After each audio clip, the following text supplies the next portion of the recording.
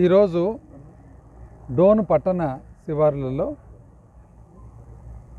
తిరుమల తిరుపతి దేవస్థానం వారు కట్టిన కళ్యాణ మండపాన్ని సందర్శించడానికి రావడం జరిగిందనమాట. తమాష తెలిసిన మీకు, అసలు ప్రజలందరూ కూడా చూడలేదు. ఇది ఎక్కడ ఉండదు, తాళాలు వేసే సంస్కృతి. ఇక్కడ చూడండి, 2020 సంవత్సరంలో మన ప్రభుత్వం వచ్చిన తర్వాత 2019లో 20 సంవత్సరంలో కోవిడ్ ఉండగా కూడా ఈ పట్టణానికి తదితర ప్రాంతాలకు వెనుకబడిన ప్రాంతం కాబట్టి ప్రజలందరికీ కూడా, ముఖ్యంగా పేదవారికి ఏదన్నా కానీ ఒక శుభకార్యం చేసుకునేదానికి ఒక మంచి ఆవరణ ఉండాలనే ఉద్దేశంతో అప్పటి ముఖ్యమంత్రి జగన్మోహన్ రెడ్డి గారిని విన్నవించుకొని అప్పటి చైర్మన్ శ్రీ వైవి సుబ్బారెడ్డి గారిని మరి రిక్వెస్ట్ చేసుకొని డోను పట్టణానికి 3,30,00,000 టీటీడీ కళ్యాణ మండపము కట్టేట్టుగా శ్రోత్రియం గుండాల గుడి పక్కన 5 కోట్ల రూపాయలతో టీటీడీ కళ్యాణ మండపం కట్టేట్టుగా ఏర్పాటు చేయడం జరిగింది. శాంక్షన్స్ తీసుకోవడం జరిగింది. 2020లో వేణుగోపాల స్వామి గుడికి సంబంధించిన 2 ఎకరాల భూమిని కేటాయించి డోన్లో ఉనోల్పాడు గ్రామ పరిధిలో, అదేవిధంగా లక్ష్మీ చెన్నకేశ్వర స్వామి గుడి సంబంధించిన భూమి, గుడి పక్కలో ఉన్న భూమిని గుండాల గ్రామంలో కేటాయించడం జరిగింది. 2022, 23లో 23, 24లో కన్స్ట్రక్షన్ స్టార్ట్ చేయడం జరిగింది. ఎలక్షన్ నాటికి ఇంచుమించు పూర్తి అయిపోయింది. 1.5 సంవత్సరముగా ఇంతవరకు పూర్తి చేయకపోగా ఎటువంటి ఉద్దేశం ఏదైతే ఉందో ఆ ఉద్దేశాన్ని నీరుగార్చి కోట్లాది రూపాయలతో నిర్మించిన భవనాలను, పేదవారికి కానీ మధ్యతరగతి వారికి కానీ సంబంధించిన భవనాలను నిరుపయోగంగా పెట్టడం జరిగింది. ఈరోజు సందర్శించేదానికి వస్తే పొద్దున వరకు తెరిచి ఉన్న తాళం ఇప్పుడు తాళం వేయడం జరుగుతుంది. ఎందుకు అని అడిగితే అధికారులు ఏమంటారంటే, సార్ పైనుంచి ఒత్తిడి సార్, ఇదెక్కడ ఇది అంటే, దీన్ని శాంక్షన్ చేసినది ఎవరు, దీన్ని కట్టించినది ఎవరు, కట్టించిన భవనాన్ని ఇంతవరకు ఎందుకు నిరుపయోగంగా ఉంది చూసన్నా పోదామనంటే బీగాలేయడం జరుగుతుందన్నమాట. ఇది విచిత్రం. నాకు తెలిసి ఈ సంస్కృతి, ఈ బీగాలేసే సంస్కృతి నాకు తెలిసి ఎక్కడ భారతదేశంలో కూడా ఎక్కడ ఉండదని అనుకుంటున్నా.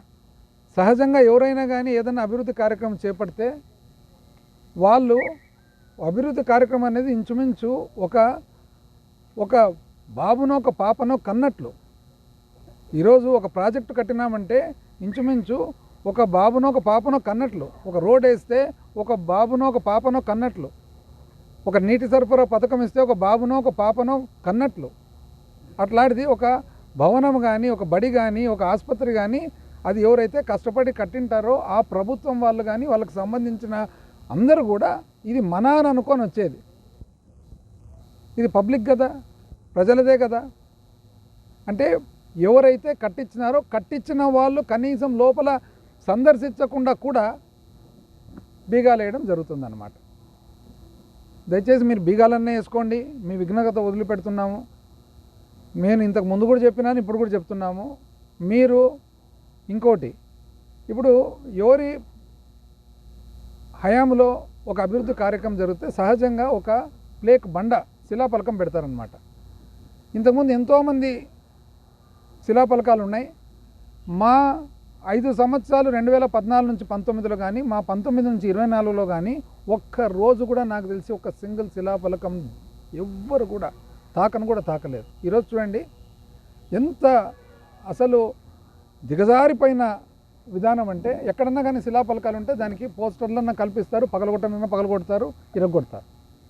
మేము చెప్తున్నాం అందరికి కూడా, మీరు ఎవరైతే అధికారంలో ఉండారో పేరున ప్రతి ఒక్కరికి కూడా, ఎవరికైతే ఇటువంటి చాలా చిన్న ఆలోచనలు, చిన్న బుద్ధులు ఉన్నాయో ఇవి మీకు తగవు. అయితే మీరు శిలాఫలకాలు పగలగొట్టచ్చు, శిలాఫలకాల మీద మీరు పోస్టర్లు కరిపించచ్చు, ఇంకోటి కరిపించచ్చు, కానీ ప్రజల గుండెల్లో మాత్రము చెరపలేరు మీరని చెప్పి నేను తెలియజేస్తాను. ఈరోజు చరిత్ర చూసినట్లయితే 100 సంవత్సరాల కింద కట్టిన భవనాలు ఉన్నాయి. ఈ రోజుకి కూడా వందల సంవత్సరాల తర్వాత బ్రిటిష్ కాలం వచ్చింది, బ్రిటిష్ కాలం పోయింది, అయినా కూడా ఎవరు కట్టినారు, ఎవరు స్థాపించినారు అనేది ప్రజలందరికీ కూడా తెలుసు. ఈరోజు మేము వచ్చిండేది ఎందుకు ఇంత సమయమైనా కూడా 1.5 సంవత్సరం అయినా కూడా ఎందుకు కాను ఇది ఇంతవరకు ఇంకా ప్రజలకు ఉపయోగానికి రాలేదు అని చెప్పి చూసేదానికి వస్తే బీగాలేస్తారు.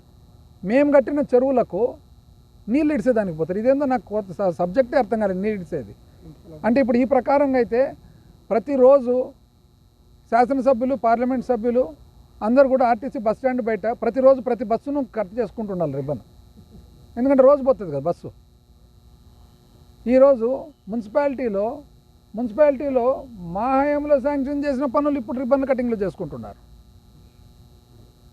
ఈరోజు గోర్కల్లో నుంచి నీళ్లు తెస్తే ఇప్పటికి ఎప్పుడు ఎలక్షన్లు అయిపోయినాక 3 నెలలకు పూర్తి కావాల్సినది 1.5 సంవత్సరం లేట్ అయ్యేది కాక మళ్ళా వీళ్ళు చేసినట్లు నటిస్తున్నారు. ఈ నటన ఏంది అసలు?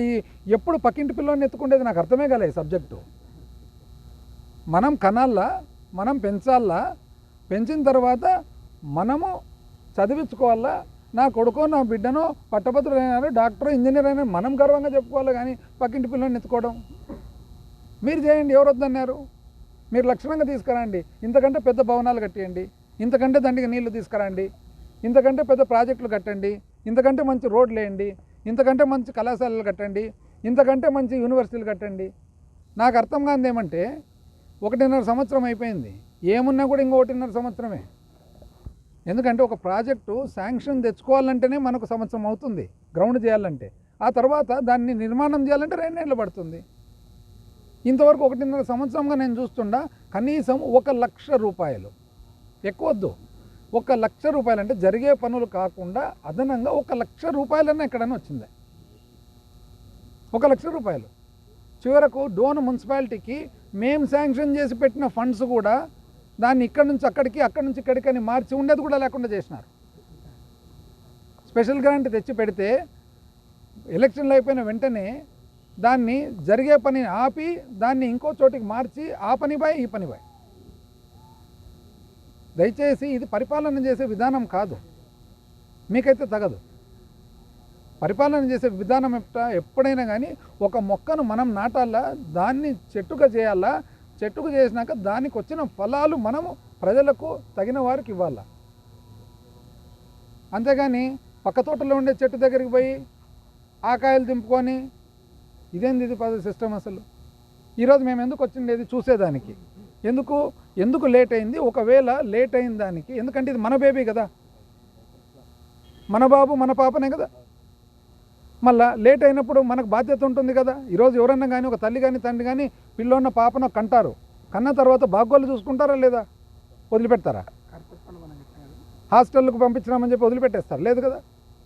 మనము ఎందుకు లేట్ అయింది, ఆ లేటును తొందరగా చేసేదానికి ఏమన్నా మనం సలహా ఇవ్వగలుగుతామా, మన కృషి పెట్టగలుగుతామని చెప్పి వస్తే తాళాలు వేస్తారు, మున్సిపల్ ఆఫీస్కి పోతే తాళాలు వేస్తారు. అసలు ఇదేదో కొత్త సిస్టము. ఏమని జరిగే పనులను ప్రతి సంవత్సరం అంటే ఇప్పుడు డ్యామ్ కట్టింటారు, ఇప్పుడు శ్రీశైలం డ్యామ్ ఉంటుంది అంటే ప్రతి సంవత్సరం కాలువలోకి నీళ్ళు వదులుతారు అంటే ప్రతి సంవత్సరం కాలువలో నీళ్ళు వదిలిన వాళ్ళందరూ కూడా డ్యామ్ కట్టినట్లేనా? ఇది అసలు ఆర్టీసీ బస్సు ఇచ్చింటాము అంటే రోజు బస్సు పోతుంది, రోజు మనం అంటే ప్రతిసారి గవర్నమెంట్ మారినప్పుడంతా కొత్త ఎమ్మెల్యే వచ్చి దానికి కొత్త ఎంపీ వచ్చి దానికి ఏమైనా రిబ్బన్ కటింగ్ చేస్తారా? మీరేం తెచ్చినారు? 1.5 సంవత్సరం అయింది, మీరేం తెచ్చినారు చెప్పండి ఒకసారి. ఇది నేను తెచ్చిండేది ఇది ఏది రొటీన్గా జరిగే పనులు కాకుండా, జవహర్ గ్రామ సడక్ యోజన, PMJSY ఇట్లాంటివి కాకుండా ఒక ప్రత్యేక ప్రాజెక్టు 1 లక్ష, ఎక్కువ కూడా అడగడం 1 లక్ష ఇది తెచ్చినాం. 1 లక్ష రూపాయలు మేము తెచ్చినట్టు ఓపెన్ చేసుకుంటా, మేము తెచ్చినట్టు క్లోజింగ్ చేసుకుంటా, మేము తెచ్చినట్టు లాక్ వేసుకుంటా, మేము తెచ్చినట్టు జరగనీయకుండా. ఇప్పుడు నిజం చెప్పాలంటే ఇంతకుముందు రాజశేఖర రెడ్డి గారు ఒక మంచి వినూత్న విధానం పెట్టినారు. చంద్రబాబు నాయుడు గారికి అలవాటు ఎక్కడంటే అక్కడ శిలాఫలకాలు వేసుకుంటూ పోవడం. రాజశేఖర రెడ్డి గారు ఏం చేసినంటే ప్రతి శిలాఫలకం దగ్గర పోయి ఒక మొక్క నాటొచ్చినండి, ఎందుకంటే వేసినవనైనా ఇంతవరకు అట్లే ఉందండి. ఇప్పుడు మాది ఇంకా కొత్త సిస్టమ్ ఏమంటే మేము మొదలుపెట్టినట్టు కంప్లీట్ అయినాయి, 90% అయిపోయినాయి. ఆ 10% ఉద్దేశపూర్వకంగా ఆపినారు. దీని పరిస్థితి ఇంతేనా? అబ్బిరెడ్డిపల్లి చెరువు పరిస్థితి ఇంతేనా? సోత్రం గుండాల టెంపుల్ అంతేనా? ఎస్సీలకు సంబంధించిన బడి అంతేనా? లాస్ట్కు చివరకు ఎక్కడ నాకు తెలిసి భారతదేశంలో ఎక్కడ కూడా ఉండదు. పైన ఓవర్ బ్రిడ్జ్ ఉండగా కింద అండర్ బ్రిడ్జ్ రైల్వేకు ప్రత్యేకంగా తెచ్చినాం. దాన్ని ఆపినారా? ఆపినారు. అదేం మీరు ఆపినారు. ఎందుకు ఆపినారో మీకు తెలుసు. బడి ఎందుకు ఆపినారో మీకు తెలుసు. డోనుకు అగ్రికల్చర్ పాలిటెక్నిక్, హార్టికల్చర్ పాలిటెక్నిక్ తేవడం జరిగింది. ఎందుకు ఆగిపోయిందండి? బేతంచర్లకు పాలిటెక్నిక్ బిల్డింగు ఎందుకు ఆగిపోయిందండి? కొత్తకోట దగ్గర ఐడిటిఆర్ ఎందుకు ఆగిపోయిందండి? అభిరెడ్డిపల్లె చెరువు ఎందుకు ఆగిపోయిందండి? వెంగళంపల్లె చెరువు ఎందుకు ఆగిపోయిందండి? టీటీడీ కళ్యాణ మండపం ఎందుకు ఆగిపోయిందండి? వివిధ టిడ్కో ఇండ్లు ఎందుకు ఆగిపోయినాయండి? వివిధ గ్రామాలకు రోడ్లు లాస్ట్ బీటీ లేయర్ ఎందుకు ఆగిపోయినాయండి? చెప్పండి వచ్చి. మీరు కొత్తగా తెచ్చేది పక్కన పెట్టండి, పాతవి ఎందుకు ఆపినారు? మీరు ఎన్ని తాళాలని వేసుకొని ఇంకా బలంగా వేసుకోండి, ఇంకో 4 గొలుసులు కూడా వేయండి, నో ప్రాబ్లం, మాకేం పర్వాలేదు. మేము వచ్చేది ఎందుకు? ప్రజలకు తెలియపరచనీకే. మీరు ఇగిన తాళాలు తెరిచింటే మేము లోపలికి పోయి దీన్ని చేసి ఏదో ఒక రూపంలో దాన్ని రెక్టిఫై చేసిన తర్వాత ప్రజలకు తొందరగా ఉపయోగం లేకొచ్చేదని చేసేవాళ్ళం. ఇప్పుడు నష్టపోయేది ఎవరు? ప్రజలే. మీరు ఎన్నన్నా ఆపండి, ఎన్నన్నా చేయండి, మీరు ఎన్ని గొలుసులు తాళాలు ఇంకా వేసుకోండి, మేము చేసే పని ఇది. ఎందుకు ఆగినాయి? ప్రశ్నించేది మా బాధ్యత. వివిధ గుళ్లకు, మీకు తెలుసునో లేదో, వివిధ గుళ్లకు ఎవరైతే ఈరోజు అధికారంలో ఉన్నారో వాళ్ళకి చెప్తున్నాం. ఈరోజు మన శ్రోత్రియం గుండాల లక్ష్మీ చెన్నకేశ్వర స్వామి గుడికి లక్షలాది రూపాయలు ఎవరు కట్టలేదండి, మేము చేతి నుంచి కట్టిండేది. ఈరోజు కంబగిరి స్వామి గుడికి మేము కట్టిండే చేతి నుంచి. ఈరోజు పాలుట్ల రంగస్వామి గుడికి మేము కట్టిందే చేతి నుంచి. ఈరోజు ముచ్చట్ల ఈశ్వరుని గుడికి మేము కట్టించిన చేతి నుంచి. మీకు తెలుసునండి, కనుక్కోండి ఎవరు కట్టినారంటే రసీదులు ఉంటాయి అక్కడ.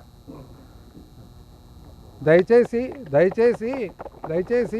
ఈరోజు బీసీ హాస్టల్, ఎస్సీ హాస్టల్ జరుగుతుందంటే లెట్రిన్లు, టాయిలెట్లు కూడా మేము చేతి నుంచి కట్టించిండేది. మీరు ఈ గొలుసులు, తాళాలు, ఈ సంస్కృతి మానుకొని తొందరగా ప్రజలకు ఉపయోగంలోకి వచ్చేది చేస్తే కానీ హర్షిస్తారు ప్రజలు. చరిత్ర సృష్టించినోడు ఇప్పుడు ఆ చరిత్రని తిరగరాయబోతున్నాడు. అబద్ధాల గోడల్ని బద్దలు కొట్టి నిజాలను రాగా మీ ముందుంచబోతున్నాడు. నిజమైన వార్తల కోసం వెంటనే డౌన్లోడ్ చేసుకోండి రా యాప్ని.